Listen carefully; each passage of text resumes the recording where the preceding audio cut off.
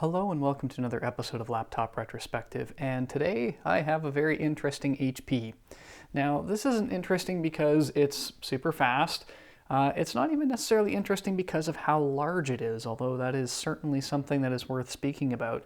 But there is just such a unique moment in history of laptop design that this represents that we really don't see on the market anymore. What we're looking at here is what's called the HP Pavilion DV7.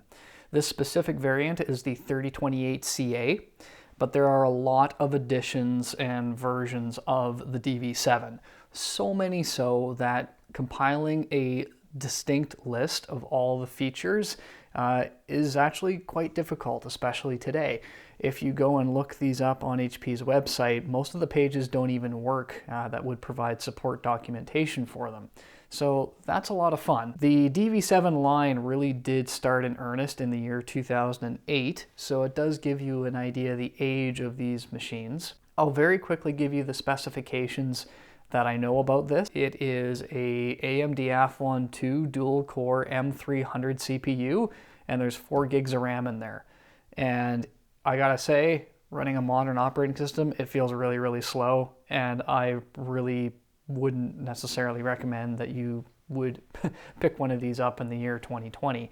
But that's not why we're looking at it today. We're looking at it today because of its incredibly quirky feature set and also the idea that very large laptops could be media centers. And this machine has a little bit of history and specific hardware configurations that reflect that. Let's just dive right in by taking a look at the port selection.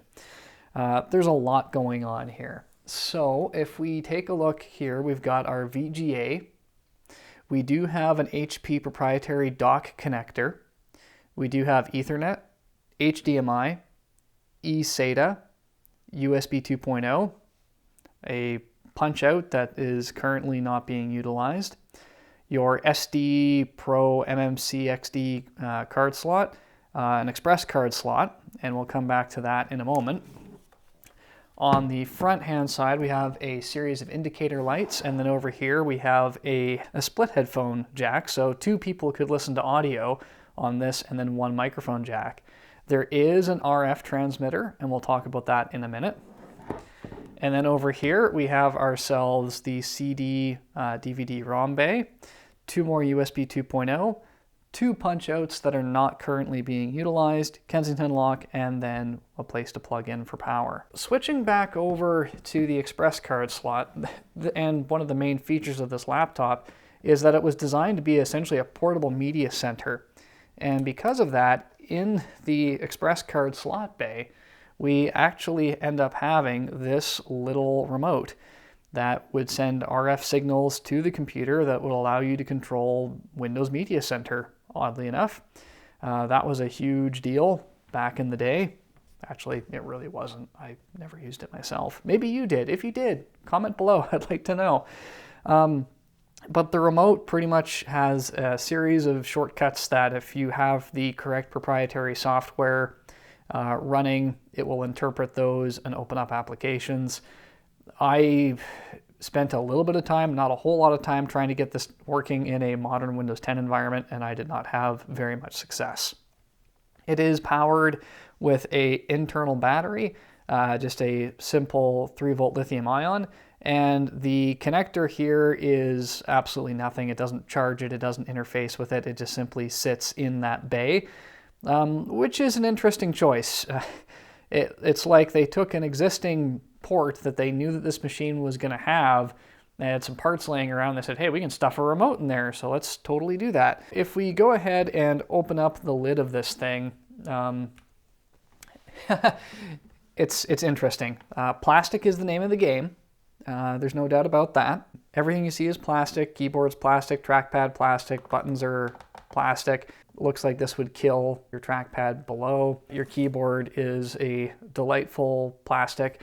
And then you have these speakers by Altec Lansing, which are supposedly up here. But if I know anything about HP and speaker grills, the speaker's probably like over here, and then the rest of this is just plastic grill. The display is absolutely massive. It's 17.3 inches. However, it is only rocking a 1600 by 900 resolution. It came in two flavors, either a bright view technology or an anti-glare technology. And then at the very, very top, you have yourself a HP webcam and microphone array. Let's go ahead and take a look at the bottom of this machine. We'll just spin it around. And yeah, we have a series of accessible bays that we will examine in short order here. One thing that is worth noting is the battery capacity of this thing. There were essentially two batteries that I found that were factory with this, and this is not one of them.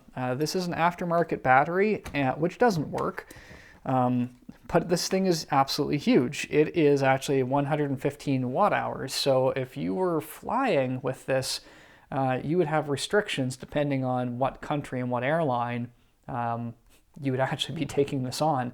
You might have to check this. In some cases, they wouldn't even allow that. So yeah, but with a screen that size and a processor that probably wasn't designed very well for mobile computing during that era, this is kind of your only option to have any semblance of decent runtime. So let's go ahead and just continue our brief exploration of this.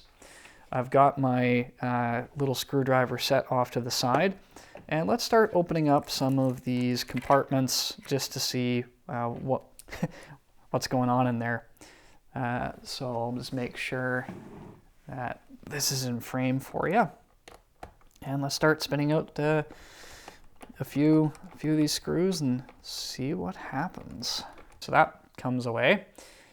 And we've got ourselves a hard drive and both of our RAM slots. We've got access to our R2032 CMOS battery, which is good. Let's see how this kind of comes up and away. Looks like we're still struggling with this screw over here. Oh, never mind. And it looks like, as the literature implied, this is actually a second bay that can be occupied by a drive. So you can have two full 2.5 inch drives in here, which is neat, I guess. You did need a separate parts kit, so none of the wiring is actually included, unfortunately, so you would have to track that down. How many years that they've made this, though, that shouldn't actually be that difficult to find. We'll just go ahead and spin out the screw for the CD DVD-ROM. And that comes out. It's kind of interesting how that's like not even straight, but what can you do? It's designed that way. This was a TV tuner. That's where that would go. All right, well, we've put it all back together. There wasn't a whole lot else that was gonna come apart nicely. So let's quickly experience the boot of this thing. And well, you kind of already know my conclusions at this point. It does leave a fair bit to be desired. It does have these kind of more capacitive touch style buttons at the top that HP did try for a good while. And the boot time is not what you would call stellar, even with a mechanical hard drive handicap. But what you'll really notice is when things start to slow down, even opening up web pages and other things like that.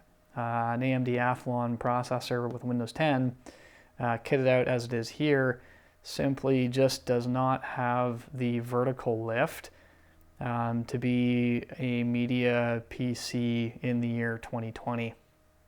There's just too much demands being put on the system, and it does not make for a satisfying experience whatsoever. So if you do happen to see one of these things, then you might want to consider, giving it a pass unless it's for free. But even then, I wouldn't spend a whole lot of time or money on it trying to get it working. At any rate, ladies and gentlemen, it looks like my video is going to conclude by the time this thing finishes booting.